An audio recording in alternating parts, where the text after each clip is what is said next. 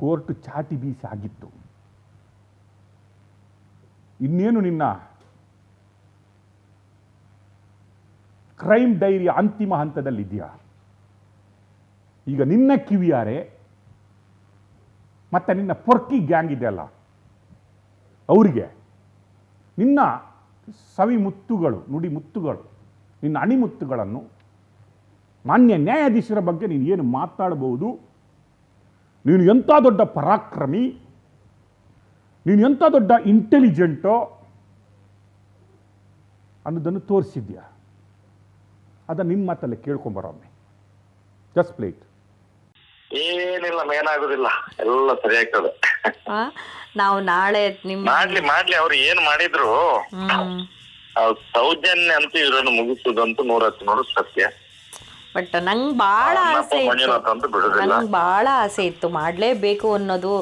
ನಾನು ಮಟಣ್ಣ ಸರ್ನ ಕೇಳಿ ನಾನು ಎಷ್ಟು ಫೋರ್ಸ್ಫುಲಿ ಇದನ್ನ ಮಾಡಲೇಬೇಕು. ಇಲ್ಲ ಹೇಳಿದ್ರು.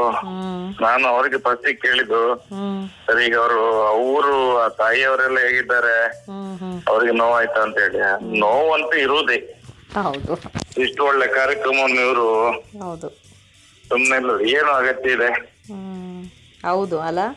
ಅಂಡ್ ಎಲ್ಲರೂ ಯಾರು ನಿಮ್ಮ ಹೆಸರು ಹೇಳೋದ್ ಕೂಡಲೇ ಅದು ಮುಂದೆ ಬರೋಕೆ ರೆಡಿ ಇಲ್ಲ. ಟೆನ್ಷನ್ ಅಂತ ಹೇಳ್ತಾರೆ. ಪೊಲೀಸ್ನವ್ರಿಗೆ ಏನಾಗಿದೆ ಅಂತ ಹೇಳಿದ್ರೆ ಅವ್ರದ್ದು ಕೆಲಸನೇ ಹೋಗುತ್ತೆ. ಅದು ಕೋರ್ಟ್ ಇದ್ದಲ್ಲ, ಕೋರ್ಟ್ ಇಂದ ನೋಡಿ, ಕೋರ್ಟ್ ಅಲ್ಲಿ ಇರುವಂತ ಒಬ್ಬ ಜಡ್ಜ್ ಹೋರಾಟ ಮಾಡಬಾರ್ದು ಅಂತ ಹೇಳಿ ಬರೀತಾನಂತ ಹೇಳಿದ್ರೆ ನೀವ್ ಯೋಚನೆ ಮಾಡಿ ಇವ್ರು ಏನ್ ಮಾಡಿರ್ಬೋದು ಅನ್ನೋದು. ಆ ಜಡ್ಜ್ ಆ ರೀತಿ ಬರಿಬೇಕಾದ್ರೆ ನೋಡಿ, ಅದು ಸುಪ್ರೀಂ ಕೋರ್ಟ್ ಆರ್ಡರ್ ಇದೆ ಆಲ್ರೆಡಿ, ಫಂಡಮೆಂಟಲ್ ರೈಟ್, ನಮ್ಮ ಹಕ್ಕುಗಳು ಅಂತ ಹೇಳಿ. ಹೌದು, ಮಾತಾಡೋದನ್ನ ಯಾರು ಕಿತ್ಕೊಳ್ಳಿ. ಈ ಹೈಕೋರ್ಟ್ ಅಲ್ಲಿ ಕೂತ್ಕೊಂಡು ಇವನು ನೀವು ಮಹೇಶ್ ಶೆಟ್ಟಿ ತಿಮರೋಡಿ ಹೋರಾಟ ಮಾಡಬಾರ್ದು, ಅವನ ಫಲವರ್ತ ಮಾಡಬಾರ್ದು, ಬೇರೆ ಜನಗಳು ಕೂಡ ಸೌಜನ್ಯನ ಪರವಾಗಿ ಹೋರಾಟ ಮಾಡಬಾರ್ದು. ಈ ರೀತಿ ಬರೆದಿದ್ದಾರೆ ಅಂತ ಹೇಳಿದ್ರೆ ಯಾವ ರೀತಿಯ ಪ್ರೆಷರ್ ಬಿದ್ದಿರ್ಬೇಕು ಅವ್ರ ಮೇಲೆ.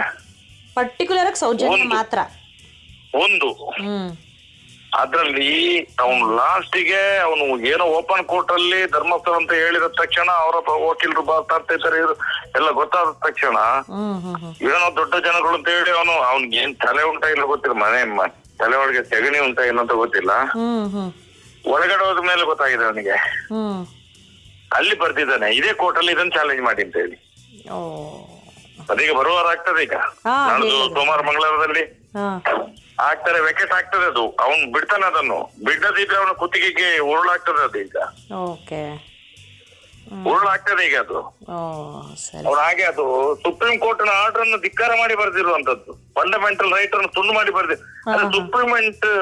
ಸುಪ್ರೀಂ ಕೋರ್ಟ್ ನ ಆದೇಶವನ್ನು ಉಲ್ಲಂಘನೆ ಮಾಡ್ಲಿಕ್ಕೆ ಇವ್ರು ಯಾರು? ಹೌದು, ಪ್ರಸನ್ನಕ್ಕ ಈಗ ಮಾತಾಡಿದ್ರು, ಅದನ್ನೇ ಹೇಳಿದ್ರು. ಇನ್ನೊಂದು 10-12 ಡೇಸ್ ಅಲ್ಲಿ ಆಗುತ್ತೆ. ಅದು ವೆಕೆಟ್ ಆಗ್ತದೆ. ಅದು ಯಾಕಂದ್ರೆ ಸುಪ್ರೀಂ ಕೋರ್ಟ್ ಆರ್ಡರ್ ಇದೆ, ಫಂಡಮೆಂಟಲ್ ರೈಟ್. ಅದ್ರಲ್ಲಿ ನೋಡಿ, ನನ್ನ ಮೊನ್ನೆ ಒಂದು ಕಂಟೆಂಪ್ಟ್ ಮಾಡಿದ್ರು ನನ್ನ ಮೇಲೆ, ಅದನ್ನ ತೆಗೆದು ಬಿಸಾಡಿದ್ರಲ್ಲ ಜಡ್ಜ್. ಹೌದು, ತುಂಬಾ ವಾದ ಮಾಡಿದ್ರು ಅದರಲ್ಲಿ. ನೀವು ಕೂಡ ಮೊನ್ನೆ ಒಂದು ಇಂಟರ್ವ್ಯೂ ನಲ್ಲಿ ಹೇಳಿದ್ರಿ, ಹಿಂಗೆ ಪ್ರೋಗ್ರಾಮ್ ಇದೆ, ಎಲ್ರು ಬನ್ನಿ ಅಂತ ಎಲ್ಲ. ನಾನು ನೋಡ್ದೆ ಅದನ್ನ, ಬಹಳ ಬೇಜಾರಾಯ್ತು. ಇಲ್ಲಮ್ಮ, ಅದು ಏನೋ ದೊಡ್ಡ ಮಟ್ಟದಲ್ಲಿ ಆಗೋದಿದೆ ಅಲ್ಲಿ ಜಾಗ. ಅಲ್ಲಿ ನನ್ನ ಲೆಕ್ಕದಲ್ಲಿ ಎಲ್ಲಾ ಕಡೆಯಿಂದ ಜನಗಳು ಹೊರಟಿದ್ದಾರೆ. ತುಂಬಾ ಮಂದಿ ಈಗ ನಮ್ಗೆ ಹೇಳ್ತಾ ಇದ್ದಾರೆ ಛೇ ಅಂತ ಹೇಳಿ. ಅದಕ್ಕೋಸ್ಕರವೇ ಅಲ್ಲಿ ಇನ್ನು ಜನರು ಜಾಸ್ತಿ ಸೇರಿ ಏನಾದ್ರು ಅನಾಹುತ ಆಗೋದಕ್ಕಿಂತ ಅದು ದೇವರೇ ಏನಾದ್ರು, ನಾನು ಆಗ್ಲೇ ಹೇಳಿದೆ, ಇದು ಹೋರಾಟ 12 ವರ್ಷದಲ್ಲಿ ಇಷ್ಟ ತನಕ ಇದು ಫಸ್ಟ್ ಅಲ್ಲ. ಇದು ಡಿಪಾರ್ಟ್ಮೆಂಟ್ ಪರ್ಮಿಷನ್ ಮೊನ್ನೆ ಆಗಿದೆ. ಅದ್ರ ಮಧ್ಯದಲ್ಲಿ ಇವ್ರು ತಂದು ಈಗ ನೋಡಿ, ಇವ್ರು ಒಳ್ಳೆಯವರಾದ್ರೆ ಈಗ ಜಡ್ಜ್ ಈಗ ನಮ್ಮ ಎಲ್ಲಾ ಕೇಸುಗಳಲ್ಲಿ ಕೋರ್ಟ್ ಇಂದ ನಾವು ಹೊರಗಡೆ ಬರ್ಬೇಕಾದ್ರೆ ಎಲ್ಲಾ ವಿಷಯಗಳನ್ನು ಇವರು ಇದ್ರಲ್ಲಿ ವಾಟ್ಸಪ್ ಅಲ್ಲಿ ಬರ್ಸೋದು, ಮಹೇಶ್ ಶೆಟ್ಟಿಗೆ ಹೀಗಾಯ್ತು, ಹಾಗಾಯ್ತು ಹೀಗಾಯ್ತು ಅಂತ ಹೇಳಿ. ಇಷ್ಟ ತನಕ ಈ ಒಂದು ಮೊನ್ನೆ ಈ ಆರ್ಡರ್ ಆಯ್ತಲ್ಲ, ಇದರಲ್ಲಿ ಜಡ್ಜ್ ತಪ್ಪಿದೆ ಅಂತ ಗೊತ್ತಿದೆ ಅವರಿಗೂ ಕೂಡ. ಇದು ಎಲ್ಲಾದ್ರೂ ವಾಟ್ಸಪ್ ಅಲ್ಲಿ ಬಂದ್ರೆ ಜಡ್ಜಿಗೆ ಮುಖಭಂಗ ಆಗ್ತದೆ ಅಂತ ಹೇಳಿ ಅದನ್ನು ಎಲ್ಲಿ ಹಾಕ್ಲಿಲ್ಲ ಈ ಧರ್ಮಸ್ಥಳದವ್ರು. ನೋಡಿ, ಬಹಳ ಹುಷಾರಿದ್ದಾರೆ. ನಿನ್ನೆ ತಂದು ಸ್ಟೇಷನ್ಗೆ ಕೊಟ್ಟಿದ್ದಾರೆ ಅದನ್ನು. 12 ವರ್ಷದಲ್ಲಿ ನೋಡಿ ಅವ್ರಿಗೆ ಏನೂ ಮಾಡ್ಲಿಕ್ಕೆ ಆಗ್ಲಿಲ್ಲ. ಇಲ್ಲಾದ್ರೆ ಅವ್ರ ಇಷ್ಟ ತನಕ ನಮ್ಮನ್ನು ಮುಗಿಸಿ ಬಿಡೋದು. ಅಲ್ಲ ಒಂದ ಮಾಟ ಮಂತ್ರ ಪ್ರಯೋಗಗಳನ್ನು ಮಾಡಿ ಮುಗಿಸಿ ಬಿಡುದು. ಇಲ್ಲಿ ಇರುವಂತದ್ದು ಕೆಲಸ ಯಾವ್ದು? ಅಣ್ಣಪ್ಪಂದು ಮಂಜುನಾಥ್ ಅಂದು. ಅದೆಲ್ಲ ನಡೆಯಲ್ಲ. ಈಗ ಇವ್ರಿಗೆ ಏನು ಮಾಡ್ಲಿಕ್ಕೆ ಆಗುದಿಲ್ಲ ನಮ್ಮನ್ನು. ಅಲ್ಲ ನಾನು ಅದಕ್ಕೆ ಪ್ರಸನ್ನಕ್ಕಾಗಿ ಒಂದ್ ಮಾತು ಹೇಳಿದೆ, ಇಷ್ಟನೇ ನಾವು ಒಂದಕ್ಕೆ ನನ್ಗಿಷ್ಟು ಬೇಜಾರಾಗ್ತಿದೆ. ನೀವು ಪ್ರತಿ ಇದ್ರಲ್ಲೂ ಇದನ್ನ ಅನುಭವಿಸ್ತಾ ಬಂದಿದ್ದೀರಿ. ಈಗ ಅರ್ಥ ಆಗ್ತಿದೆ ನನ್ಗೆ ನಿಮ್ಮ ಇದು ಏನು ಅಂತ. ಇವರು ಪ್ರಸನ್ನಕ್ಕೆ ಇರ್ಬೋದು, ಮಟ್ಟನವರು ಈ ವರ್ಷದಲ್ಲಿ ಬಂದವರು 5-6 ತಿಂಗಳಿಂದ. ಓಕೆ.